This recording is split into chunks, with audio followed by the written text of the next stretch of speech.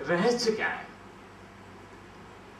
कोई भी मशीन बनती है तो अगर आपके घर पर जो सीलिंग फैन है शायद ही किसी ने रिपेयर करा हो, लेकिन सीलिंग फैन खराब नहीं होता। मनुष्य का शरीर भी देश में सिविल सर्जन रहा, जैसा शायद आप लोगों को मालूम हो, और उसका पोस्टमार्टम करके कॉज ऑफ डेथ, जिसमें डॉक्टर को यह अधिकार नहीं है कि वो मृत्यु का कारण न बतलाए, उसे बतलाना ही पड़ेगा। और मालूम होगा कि लाल बहादुर शास्त्री जी का पोस्टमार्टम नहीं हुआ था, क्योंकि डॉक्टर के पास पहुंचने के बाद तो बहुत किया, मेडिकल साइंस से भी और आध्यात्म से भी। स्वास्थ्य के लिए ही बात करते हैं, लेकिन ये गलत है। शरीर में एक क्रिया होती है जिसका नाम है, एक बाजरे की रोटी और सरसों का साग 12 महीने खाता है और वो स्वस्थ रहता है। ये तो हमारा प्राकृतिक जीवन कमजोर हो उस हिस्से की एक्सरसाइज करते। आइसोमेट्रिक एक्सरसाइज स्वस्थ आदमी को 5000 multiplied by 15 is 75,000 drops of blood. अगर आप डेवलप हो गया, बनने की आवश्यकता सिर्फ यह है कि आप एक अच्छे बेटे बन जाइए, बस आध्यात्म मिल गया आपको। आप एक अच्छी बेटी बन जाइए, आपको आध्यात्म मिल गया। आप अच्छे दोस्त बन जाइए, एक आध्यात्म मिल गया। आप अच्छे इंसान बन जाइए, आपको आध्यात्म मिला। इसके अलावा कोई आध्यात्म का रास्ता नहीं है। मैंने बहुत परिभाषाएं पढ़ी आध्यात्म की, लेकिन एक परिभाषा मैं आपको सुनाना चाहता हूं। हमारे आचार्य जी ने लिखी है, वो कहते हैं आध्यात्म उस चीज का नाम है।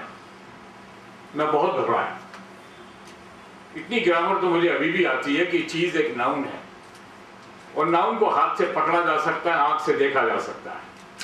और हमारे आचार्य जी वेद मूर्ति पंडित श्री राम शर्मा आचार्य जी कहते हैं कि आध्यात्म उस चीज का नाम है।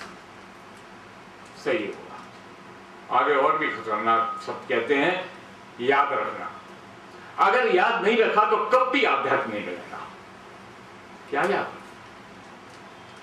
आध्यात्म उस चीज का नाम है, याद रखना। ईमानदारी और सच्चाई को जीवन भर निभाने की हिम्मत को आध्यात्म कहते हैं। उससे थोड़ा भी कम कोई आध्यात्म नहीं है, और नहीं उससे अधिक कोई आध्यात्म है। एक और बात होती है, लोग आगे एक्सरसाइज करते हैं मसल डेवलपमेंट के लिए, लेकिन असली में सही एक्सरसाइज प्राणायाम है।